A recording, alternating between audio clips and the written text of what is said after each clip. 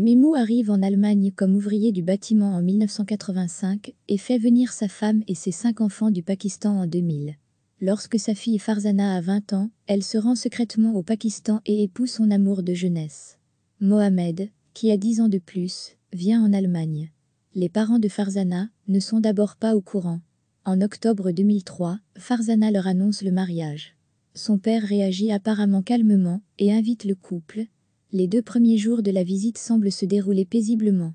Mais le 3e soir, Memou tue sa fille et son mari avec un couteau de cuisine. Le corps du mari présente 10 coups de couteau et de nombreuses blessures au visage, vraisemblablement dues à des coups de pied. Un ami de la famille est appelé. Il informe la police, tandis que l'auteur du crime se cache au Pakistan. C'est là qu'il est arrêté des années plus tard et maintenu en détention pour extradition pendant près de 3 ans. Bien qu'il n'existe pas de traité d'extradition avec l'Allemagne, il est amené en Allemagne en août ou septembre 2011. C'est, pour autant que l'on sache, la première extradition du Pakistan vers l'Allemagne. Le parquet d'Oldenbourg reprend l'enquête.